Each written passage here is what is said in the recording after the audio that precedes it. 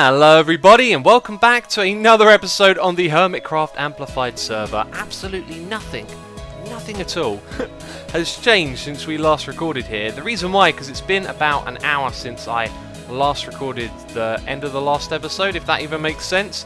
The reason why is because I've got a little bit of announcement, questions to ask you guys, things to mention, and I know I'll forget by the time it comes around to do so. So I plan on doing a live stream between last episode and this one, so some things down here might have changed by the time we actually get round to recording this episode. So I just got some questions that I need to ask you. The reason why is that I am going to Download Festival here in the UK. It's a music festival. Lots of my favourite bands are playing. Absolutely love it.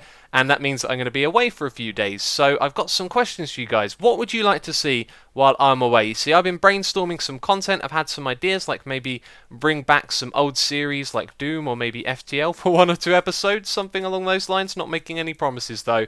But I thought I'd throw it out to you guys, as I'm sure lots of you have some awesome ideas. What should I do while I'm away? We could do some special videos. If you've got any unique ideas for stuff we could do here on the server, I'm definitely up for it. But basically I want to record some videos for you guys. So we could do something like a Q&A, but we've done one of those recently, and I think Q&As are a little bit dull. So if we're going to do one of those, they've got to be weird and interesting questions. So if you've got any questions, wacky and weird ones, put them down there in the description box. No, in the comment box, that's the one.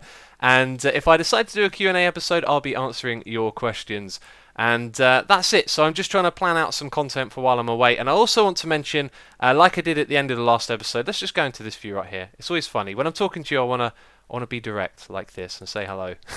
But yeah, there's some videos that you should check out. We've got Battle Royale, which is a PvP event that we did a long time ago. We sort of reinvented that with some help from Jerry, and that was a heck of a lot of fun. It's kind of like UHC, except it's a lot quicker. There's just 2 episodes. There'll be a link down there in the description box for that. Also, the evolution of animal breeding. Yes, that video came out and was really cool. If you missed it, make sure to go and watch it. It's a history of my involvement in animal breeding and creating different machines. And also now you should have seen Rainbow Fall as well has been released. So that's the farm that we built here on Hermitcraft. I made a little promo video for that like Guardfall. So links to those are in the description box if you're interested. But otherwise, leave a comment down below. Ask me a weird and wacky question, and also suggest some ideas for contents, whether that be a game or a cool idea that you had, something that I can record for you guys while I'm away. But anyway, that's going to be it. And when we come back to properly recording the rest of this episode, there might be some changes down here. As I said, I've got a plan to do some live streams. So if you're not following me on Twitch already, a good reason to do so. But yeah, I'll see you back here in a moment. So I've been pranked. I know this because I was just streaming with Zul'jin and XP, and I was going to record and log on to the server.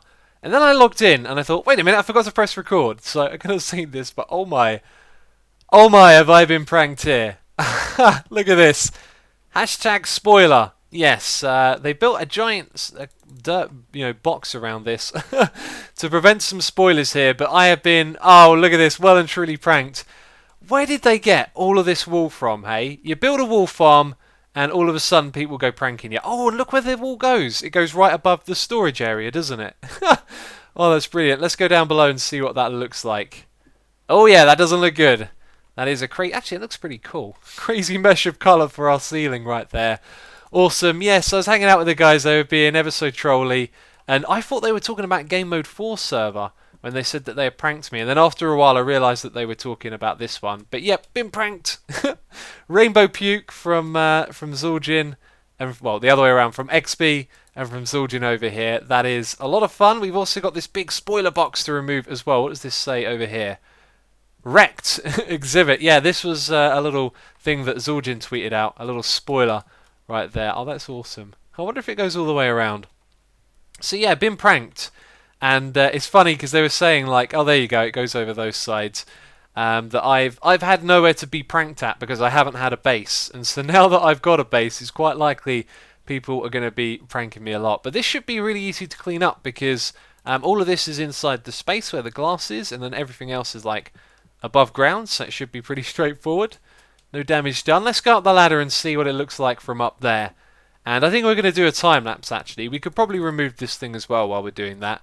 And time lapses is good. Yeah, that sounds like a great idea. Also, I do believe the sun has been stuck there in the sky. No, okay, it's moving. When I was playing earlier, it was stuck in the sky after someone had been recording. And there you go. Some rainbow puke. Awesome. Right, let's do a time lapse and clear this thing up.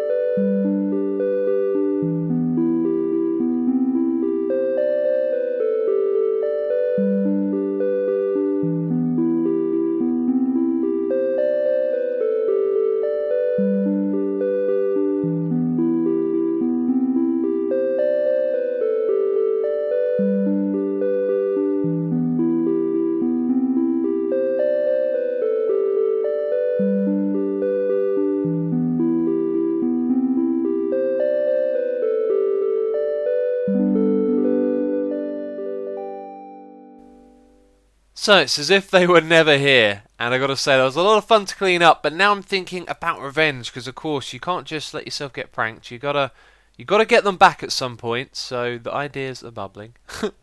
Anyway, we're gonna get into the project for today's episode, and one thing I'm not gonna do is talk about my overall plans. I think I'm going to save that for another day. As I've said a few times, I've got an idea for how I'm going to approach everything, and this first farm that we're going to be building will probably give you an idea of what some of that approach is going to be like. However, we'll discuss it in length another time, I think. So we're going to be building ourselves a micro farm. This thing is going to be 3x3. We built this entire building for it to go inside of, and it's going to reside in this little thing in the ground right here. Now this farm originally wasn't my design. It was designed by a YouTuber who goes by the name of Qeth. I think he's no longer uploading videos, unfortunately, but a long time ago, I think maybe even before we started this world here on Hermitcraft, he started creating these micro farms where the objective was to fit everything into a 3x3 space and automated it. And I really liked the idea, and as time went by, I kind of forgot that the way he set it up didn't really make it suitable for attaching to, let's say, like a single storage that you could then move somewhere else, right? You would use hopper minecarts and you'd have to come up to the farm to pick up the items. So what I've done is I've taken one of his designs and redesigned it a little bit so that you can actually take the items out of it, and that involves using some hoppers and some other trickery as well. So what we're going to do today, funny enough, is build that, and hopefully I've got all the materials that I need to do so. I might need to clear out a bit more space down there, but we're going to start off by putting 4 blocks like this, and that's just a marker. So we're going to walk through the construction of this farm, and torches would be great, and we don't have any. And how bad is it going to get down here? Not too bad. Well, we don't need torches because we've got glowstone from up above. So we're going to start off by putting a block right here and pointing the hoppers into it. And then we need to put a block down below. I've kind of done this the awkward way. We need to put a hopper in the middle facing downwards. So that's going to be our output, and I haven't got enough hoppers. I just don't know how I do this. I spent a really long time counting out all the things that I needed over and over again. And I think it's because I made a last minute modification. There we go, we put it in the right place. That's awesome. So now we've got a group of hoppers like this. In the middle is going to go our water source. And then around it we're going to have dirt, which we're going to put the sugarcane on. But we need to get hoppers inside of the blocks right here. That's the catch. So I actually need to put those dirt blocks back temporarily. We're going to put rails on top of them. And here's where things, they definitely get tricky now, because I've done this in creative mode, but I've not done it in survival. We're going to put down some of these, and we don't need to nudge them. Or at least we don't want to. And that's where things definitely get a little bit tricky now. So I kind of... yeah, I'm going to have to remove these blocks around the outside so we can easily access the dirt, and we just want to remove them all one by one. So now our hoppers are sitting on top, sorry, our minecart hoppers are sitting on top of our regular hoppers, and what we need to do now is push dirt down onto them like this so they're inside the block, and that means they'll pick up the sugarcane that lands on top of it and put it into the hoppers down below, and then we can get them down into a single point, which will be a chest below that hopper, and then we can automate moving it somewhere else, which is going to be cool. So from this point, what we now want to do is put some pistons facing downwards, and I think it might actually be relatively easy for us to go down below at this point and place them from down there, because we don't want to nudge those minecarts. And look at this. Can we reach that hitbox? Yes, yes, that's really good. Okay, that's a nice and easy way to put these in then. So one on each side. Excellent, that went really breezy. I had a feeling that bit might be a little bit tricky, but no, it turned out to be straightforward. And now all we need to do is power these pistons. So let's break the block, power them, and break that with a pick, not my fist. And there you go, we now have the hopper minecarts inside of each of them. That's awesome. That's it. We did it. We did the basic step, and now I need to go and look at how the rest of it works. I could try and wing it. I could always try that for sure. But I think I'll make sure I get this right, and I'll go check up on the rest of the design. So I knew I need a bucket of water and a couple of other things, and as I was grabbing that I was thinking, do you know what, I can actually kind of remember everything now. I'm pretty confident we can do this without messing up. So we've got our hopper minecarts in place. On top of here, now that we've got the water, is where the sugarcane is going to grow. And then, alongside those, we're going to have some blocks like this. The way this farm works is really cool. We've got a visitor, a friendly visitor. Do you know what? These guys on the server, they cannot pick up blocks. And that was one of the best things we ever did. Look at this terrain right here. It would all be torn up. Think of all those lovely sights you've seen on the amplified terrain. And there'd just be loads of little blocks sort of missing all over the place. And these guys are griefers, but they're holding barrier blocks and they can't place them down. In fact, we've got 2 visitors. Yeah, just that was such a good decision, I think. But anyway, let's put down these pistons like this. This is the way the farm is going to harvest. And the way that it actually works is just pretty awesome, really, in general. What we want to do is place a temporary block like that, and then go and place a sticky piston right here. So it might start to make a little bit of sense to you how this is going to work. We'll leave that there to pillar up. So above this we want a slime block, then we want a redstone block, and that is bud powering the piston in the middle. So what's going to happen now? When a piece of sugarcane grows alongside this piston, and then this thing is going to trigger. So now what we need to do, oh, it's not that, is put, I think, another set of blocks like this. That looks right. And then I think it's a furnace at this height or that height. I'm now actually not 100% sure. I think it's going to be this height right here. And I'll probably rearrange those so the furnace bit all faces inside. Let's hop up here. All we need now is some redstone. So we put a piece of redstone like this on top of each of the blocks. And now, when that bud piston in the middle is triggered, it's going to activate the redstone, which is going to power the pistons, and that is just incredible. And I don't have any more sugarcane. I literally brought 4 pieces, so I could have given you an example. And of course, the hopper minecart has picked it up, so proof that that's working. I thought I brought with a chest with me to put underneath this thing. Apparently I didn't. Alright, so when the sugarcane grows, you know what it's going to do. It's going to update this bud piston. It's going to activate the farm. The sugarcane falls down, gets picked up by the hopper minecarts, and it goes down into our hoppers thanks to the modifications to this design that I made. But as I said, this was a farm by Qeth. You can find a link to it down there in the description box. And some of you are probably thinking, oh, this thing's rubbish, you know, it's so slow, you've only got 4 pieces of sugarcane. Well, here's my thinking. We're going to be in this area a lot of the time, and having a little farm like this that, you know, is always running around the clock because it harvests itself whenever the sugarcane grows, that's going to produce a small amount, but it's a small amount that's constant over time. And we don't need like an excessive amount of sugarcane. It's not like we need loads of it all of the time.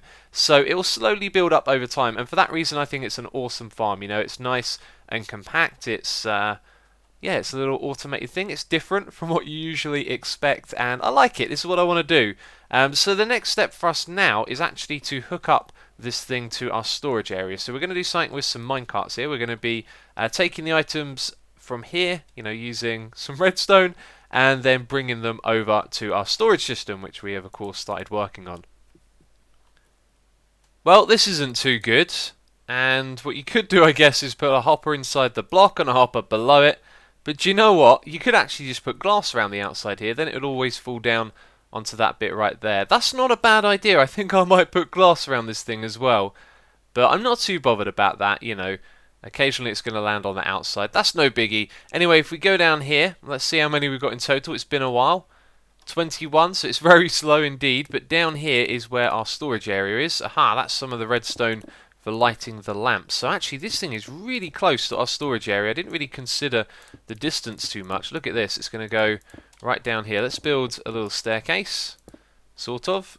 There we go. and we can walk down and see how close it actually is. So we've got a whole bunch of chests on this side now. And what we could do is just bring this down with hoppers. You see, I wanted to use minecarts, have an unloading and loading system like we did in the Nether, and do something a little bit different with that.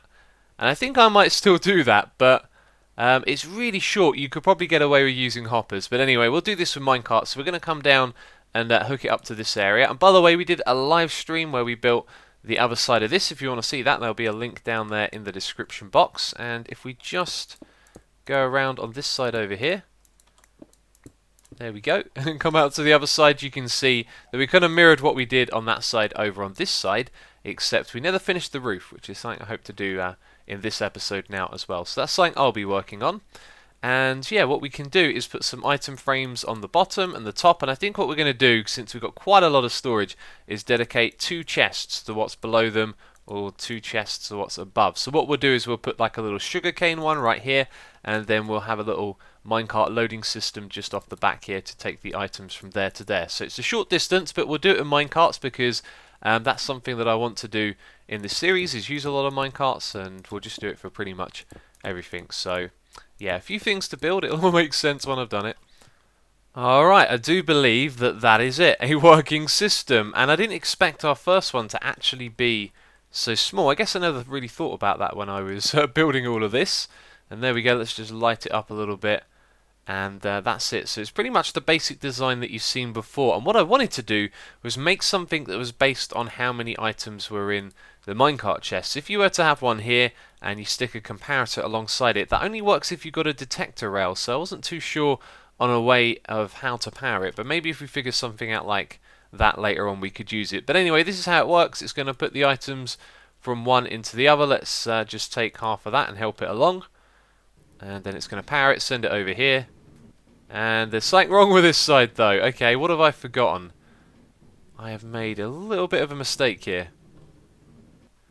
So the mistake here is actually pretty simple. I spotted it straight away. We had 2 lots of hoppers on top of each other, so it meant that this one was pushing items down, the one below was pulling them from above, and it didn't give the whole thing a chance to update. So this time it should work, and we just need a few pieces of redstone above the top here.